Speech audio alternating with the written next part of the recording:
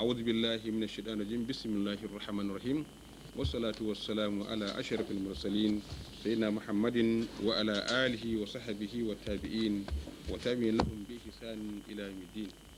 Bayan haka masu kallon mu da sauraron mu barkanmu da sake saduwa a wani sabon shirin na adabul islam inda muke bayani game da tarbiyya.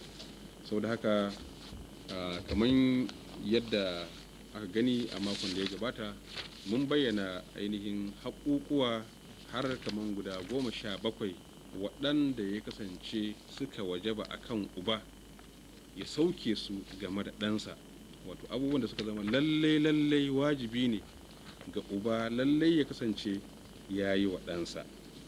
To kuma da dama daga cinsu musamman dai na zaɓar uwa da kuma yin ta'awizi lokacin saduwa ta aure da kuma abin da ya shafi kiran sallah, duk wannan mun yi bayani tun dama can a kansu.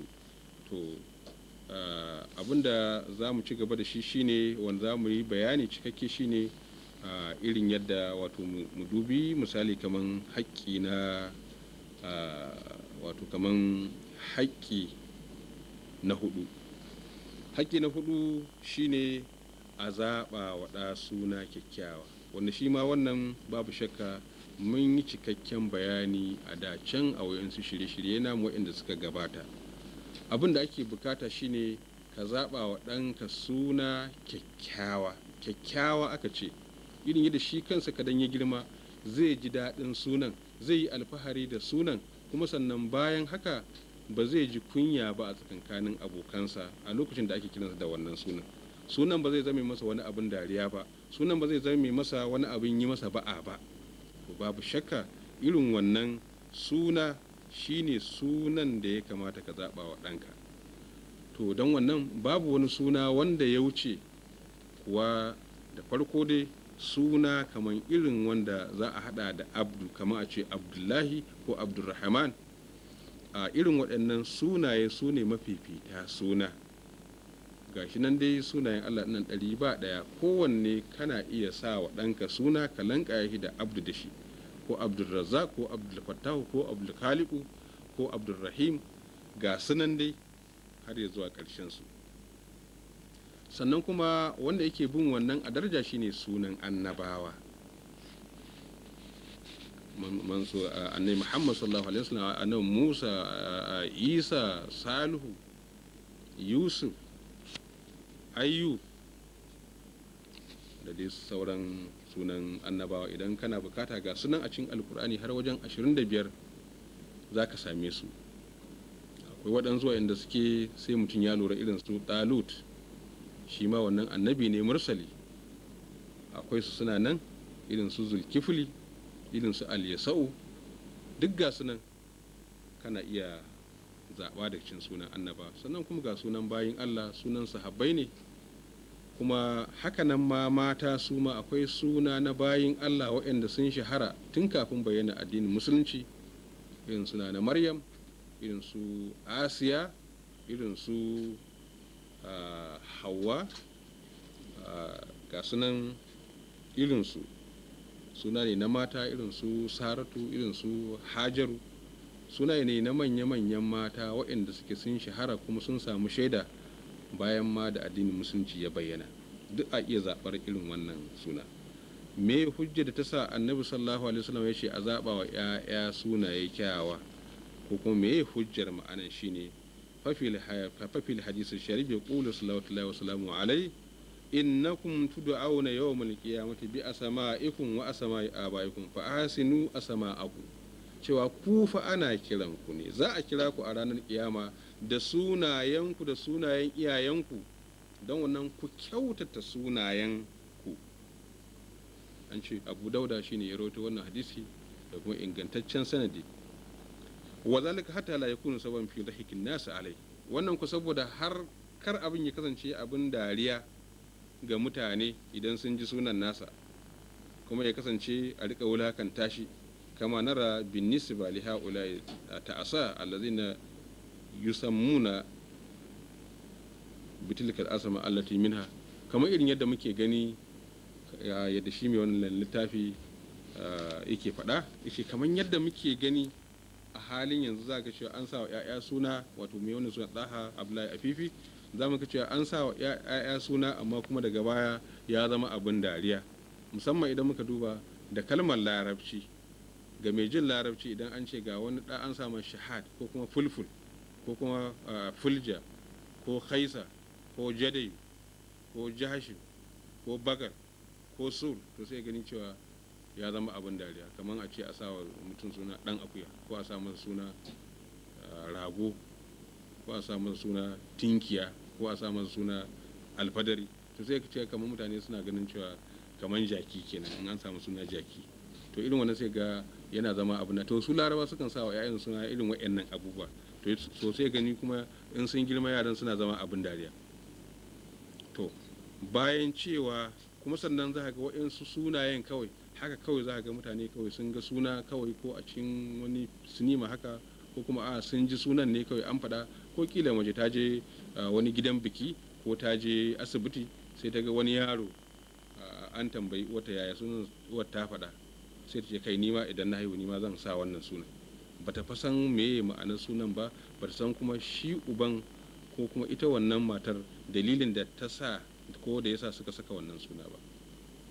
To a wa'yansu kuma kawai za su dubi suna ne kawai wanda ya shafi larabci kawai. Galibi yanzu abubuwan sun lalace kwarai da gaske. Yanzu idan mutum ya tafi kasashen larabawa, in dai mace ce to an daina sa mata suna irin sunan mata na da, babu, san ba za ka samu irin wannan ba, sai dai irin su amal, irin su hana, irin su hanan, haka za ka wato wani irin dai abu dai haka za a samu, shine ne yanzu suke saka musu. Amma ba za ka samu wata za a sa wa suna Maryam, ko a sa mata Hauwa, ko a sa mata Fatima ko Aisha, ba sa yi. To kun ga kin bin wannan ka'idan ne. Babu shakka sun zaɓe sun sa suna wato mai daɗi, amma kuma ai ana neman albarka. Shi kansa yaro idan ya cewa suna na wane, to sai ya ce to wanan nan waye, sai ya nemi tarihin mai sunan nan nasa. Kadan ya ji cewa mai sunan nan nasa wani babban mutum ne wanda ya shahara, ya yi wani abin kirki, to fa shi ma kokari zai yi ga cewa ya yi kokari ya kwaikwayi wannan mutum. To saboda haka ashe sa sunan wani wanda yake da wani tarihi abu ne mai amfanin gaske. Hakanan kuma idan ya kasance yaro ya san wannan suna na wani mutumin kirki ne, to ko kuma ma bai sani ba, to an ce duk wani suna da aka saka mutum, to sai mutumin nan ya ɗan ɗebo wani abu na halaye da ɗabi'o'i da tadoji irin na mai wancan suna. To ashe yana da kyau lallai in za a sa wa mutum suna ya kasance a sa suna kyakkyawa kuma da manufa, kuma manufan nan ta kasance wacce za ta amfane ka kai uba kuma ta amfani ɗan. Kana iya sa sunan mahaifinka in ka tabbatar da cewa kana so ɗan naka ya kasance kamar mahaifin naka. Kana iya sa sunan kakanka in ka san kakan naka lalle ya yi abin kirkin da lalle kake so ɗanka shi ma ya zama kamar shi. Kana iya sa sunan wani abokinka da nufin shi kake nufi, amma kuma lalle ka tabbatar da wannan abokin naka na kirki ne, amma ba wai dan ka sa sunansa kawai wai dan ka je ka gaya mar kuma ya baka ragon suna, ka dan iji sunanka ne, ai haihuwa ce aka yi mun kuma insha Allah sunanka za a sa, duk dai wai dan so wai ya kawo wani abu ya baka. To fa shi kenan abin da ya kawo ya baka, ka je ka yi gararin sunan nan, bakin albarkar kenan ka karbe. Ɗanka ba zai albarkar ba, kuma kai ma ba wata albarka da zaka samu daga gare, tun da yake ka dan ya zama wannan sunan da ka saka ya zama shine kokon baraka. To akwai dalilai irin waɗannan, to ya zama dai kyakkyawar manufa ita ce ta sa za a sa sunan. In ka sa da kyakkyawar manufa, to babu shakka za ka samu wato albarkar wannan sunan da albarkar mai sunan har yanzu, saboda innamal a'malu binniyati wa innamal likulli imrin ma nawa. To daman wannan mun yi bayanai a ciki masu yawan gaske. To sai mu koma kuma ga kamar irin yadda muka bayyana, wato haƙƙi kuma na biyar shine wanda muka ce abin da ya kamata a yi shine idan mutum an haifar masa ɗa, in namiji ne ya yanka masa raguna guda biyu, kadan kuma mace ce ya kasance ya yanka mata guda ɗaya. Amma gwargwadon abin da Allah ya hore, idan ɗayan ma aka samu to ba laifi sai a haƙura da shi haka.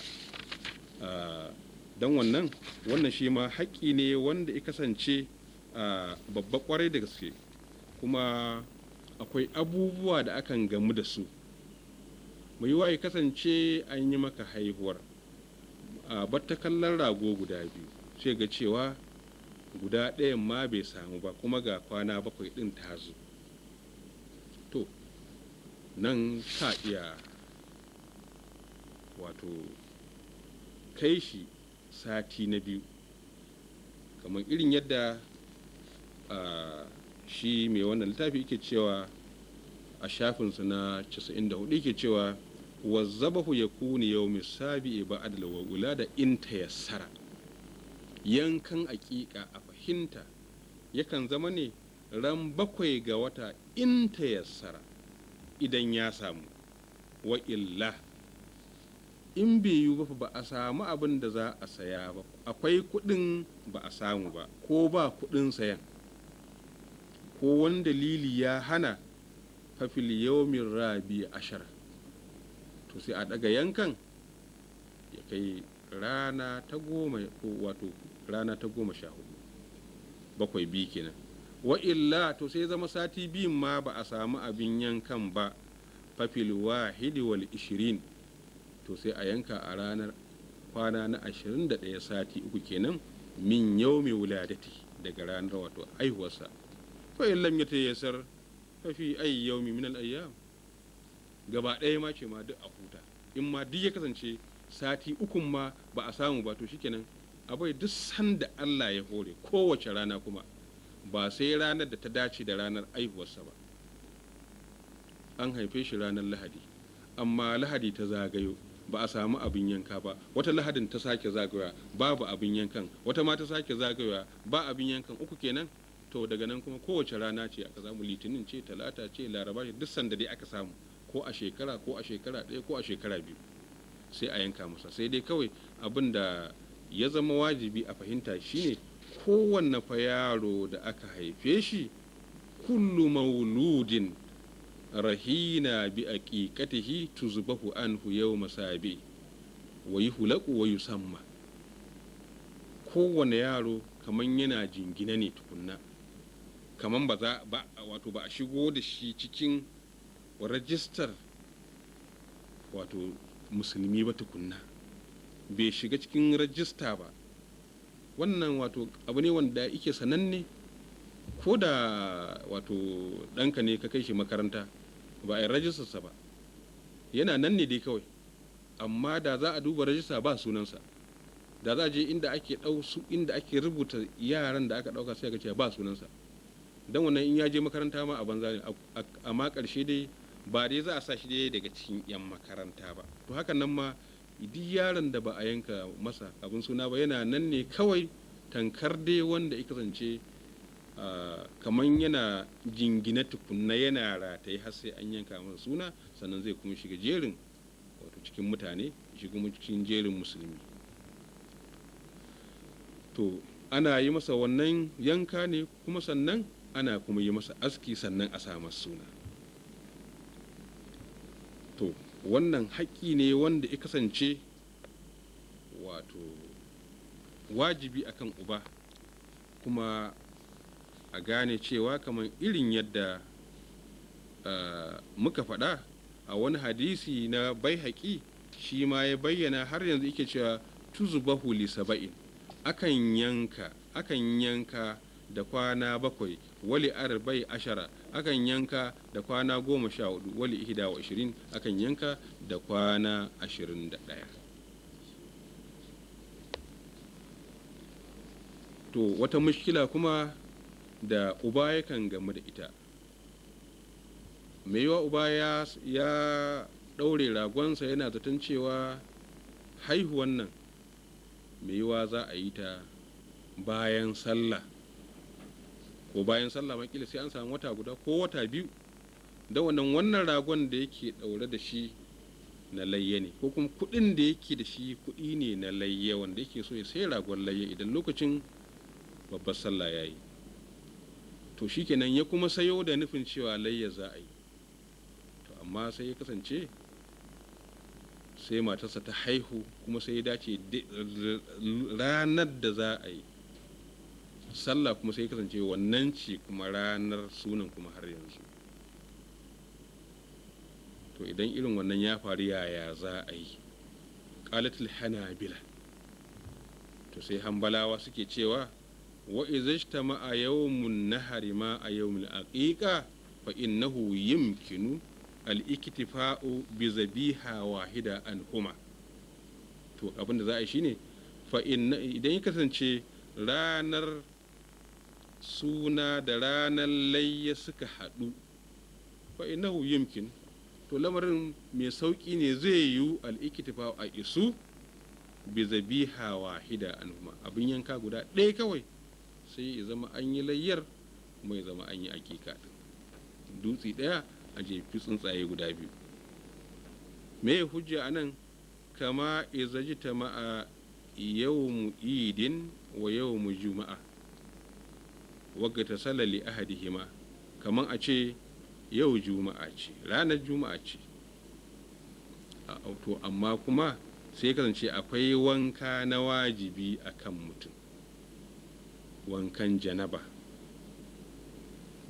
To amma kuma ga wani wanka kuma na juma'a kuma har yanzu, to idan yi wanka guda ɗaya shikenan, idan shi na yi niyyar wankan janaba ya zame kuma wankan juma'a shikenan.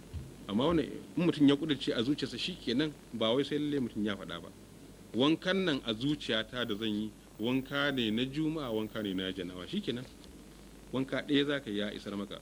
Haka nan ma idan mace ya kasance ta gama jinin haila, ko ya kasance ta gama jinin haila kenan, amma kafin ta yi wanka sai ya kasance ko ta yi mafarki ko mijinta isa da ita, kun ga kenan wanka biyu ya haɗu.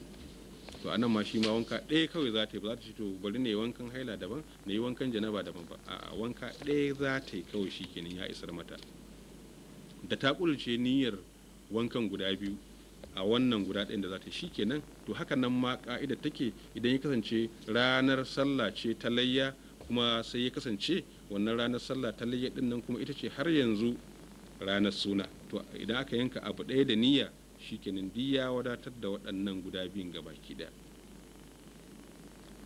To sannan kuma wa minas sunna an yakata lil mauludi ismun hasan wa yuhlaqu sha'arahu wa yatasaddaqu bi wazanihi firdatan in tayassara zalika.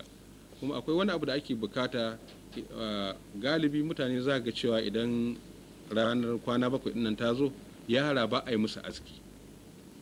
Annabi sallallahu alaihi wasallama ya kira wannan abin kazanta, ma'al gulami aqiqatu fa ahriqu alaihi daman wa amitu anhu al'aza. A fitar da dauda daga jikinsa, wannan gashin da ake sha'awarsa ya lolo din ana bukatar aske shi. Annabi sallallahu alaihi wasallam ya kira shi kazanta ce. Kuma idan aka aske shi sai a samu sikeli, sai a auna, a samu azurfa ko zinare sai a auna nauyin, sai a ba da shi sadaka. Amma fa in ta yassara, kadan ya kasance abin da aka yi din wato yayu, kadan ya kasance ana da halin yin haka. Wannan saboda me? Saboda annabi sallallahu alaihi wasallam ya ce ya Fatima ihlaki ra'asahu wa tasaddiqi bi wazanihi fiddatan al masakin. Ya Aisha, ya Fatima yana gaya wa yarsa Fatima, ko dai a sanar da ta haifi Al-Hassan ko Husaini ko Muhsin, yake cewa ki aske kansa, ki yi sadaka da nauyin gashinsa, wato azurfa nauyin gashinsa ga miskinai. Hakan kwatai, wato ta auna ɗin fa kana wazanuhu dirhaman aw ba'da dirham, sai kasance nauyin bai fi dirhami ɗaya ba. To fafil ak, to mu yanzu kila babu zinare din, babu wani abu. Idan muka ce to dirhami din nan, kamar wato dirhami 4 shine rubu dinar, a ce dirhami 3 misali, dirhami uku ɗin idan mun ɗauka cewa ya kai kamar 3,112 yanzu, naira 3,112. To a ce kuma a raba gida uku, to kaman kashi ɗaya, idan mutum ya ga cewa ba zai iya, ba shi da sikilin da zai auna, to yana iya sadaka da kashi ɗaya. Kila ko irin wayanda suka zo suna bara ko suka zo suna roko aka ba su irin wannan, duk ba laifi, muskine dai aka ce. Saboda haka wannan wata jimurɗa ce wacce a cikin wannan haƙƙi wato na hudu na wato yankan aƙiƙa wato muka warware ta. To kuma sannan sai abin da ya shafi kaciya. Matsalar kaciya din nan musamman ta mata za mu yi ta ji ana ta maganganu iri-iri, wani su ce ya halatta, wani su ce bai halatta ba. To saboda haka idan muka ba a hankali ita ma duk za mu ware ta. Wato shine haƙƙi na shida shine an yaktanahu zakaran kana aw unsa, wato yi masa kaciya namiji ne shi ko mace ce. Wa iza kunna natahaddasu an al-qital ka haqqin min huquqi abna al-aba wa huwa awwalan min sunan al-fitra. In mun ce za mu yi magana game da kaciya cewa haƙƙi ne akan uba daga cewa ya yi wa ɗansa kaciya namiji ko mace, to kar mu manta kuma ita kaciyar nan tana daga sunanil fitra. Akwai wani abu da ake cewa sunanil fitra, wato sunnoni na ɗabi'a. Waɗanne ne su sunnonin ɗabi'a? Wato sunnoni ne na halitta wanda dama kamata ya ko addini bai ce ba wannan dama a yi shi. Daga cikin irin waɗannan sunnoni akwai kaman guda 5, kaman wato al-istihdad, wato aske gashin mara, wal khitan da kaciya, wa qassi sharib da ragewa gashin baki, wani tafil ibdi da kuma cirewa wato gashin hamata, wata qalimul azafir da kuma yankewa farce. Nan za mu lura cewa istihdad wato gashin mara wannan askewa ake. Dan me ma aka kira shi istihdad? Saboda ana amfani da hadid wato karfe, kaman wato aska, da ita kenan ake askewa. Amma idan muka dubi qassu shar zaka shi kuma wannan yankewa ake, kaman almakashi kenan shine yake wannan, tunda yake ba asalin gashin ake yankewa ba. Ita ku hamata kuwa fa ba a askewa, cirewa ake. Haka za a kama gashin a tsirge shi, abinda annabi sallallahu alaihi wasallam ya faɗa kenan. Shi ma kuma farce yankewa ake. To wannan sunanul fitra ne wanda annabi Ibrahim alaihi salam Allah ya umarce shi da wayannan sunanul fitra da ya yi su, to shine sai Allah ya bashi muƙamin da ya bashi na annabtaka da manzanci da shugabanci kuma har yanzu. Wa izibtala Ibrahim rabbuhu bi kalimatin fa atammahun qala inni ja'iluka lin-nasi imama qala wa min zurriyyati qala la yanalu ahadi zalimin. To wannan aya ita ce take nuna cewa an umarci annabi Ibrahim alaihi salam da ya cika waɗannan sunanin fitra dinnan kuma ya cika su. Akwai guda 5 ne nan waɗanda aka ambata, amma akwai waɗansu irin su aswaki, irin su tajewa kai, irin wato su kurkurar baki, to irin su sun cika dai sun kai kaman guda 10. To sannan kuma sai mu zo mu ga to menene hukuncin kaciya ga namiji, meye kuma hukuncin kaciya ga mace. Da larabci ana cewa da kaciyar namiji alkhitanu, kuma ana cewa da kaciyar mace alkifaru. An ce akwai hadisi na annabi sallallahu alaihi wasallama wanda yake nuna cewa akwai wannan magana ta kaciya ta namiji da kuma mace. Namiji ko da ya girma an ce za a yi kaciyar nan, amma akwai maganganun malamai daban-daban waɗanda insha Allahu za mu zo mu faɗi maganganun malaman, mu ga irin yadda suke, mu ga irin yadda suka sassaɓa, kuma ikitilaful umma rahama. Babu wani wanda ya zo ce dole sai ka ɗau maganar wani ka bartawa ne, wanda kaga cewa ta fi dace maka kai a tunaninka, kai a yadda ka gani, in dai ya kasance wannan malamin da ya faɗa malami ne wanda ya wato duniya ta yadda akan a dogara da shi, musamman kaman malaman mazhabun nan guda hudu, to shikenan kana iya ɗaukar kowanne.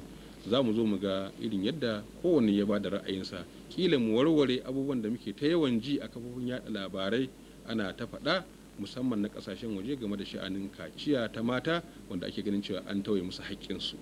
To amma anan nake ganin kafin wannan lokacin ya kamata mu dasa aya, a madadin wanda ya kasance mai shirin da kuma waɗanda suka kula da kyamara da injina da sarrafa hotuna da sauti da murya da kuma dukkan waɗanda suka taimaka wannan shiri isa da ku a duk inda suke, da ke fatan cewa Allah ya ba su tarbiyya ta gari, ya bai wa 'ya'yansu tarbiyya ta gari.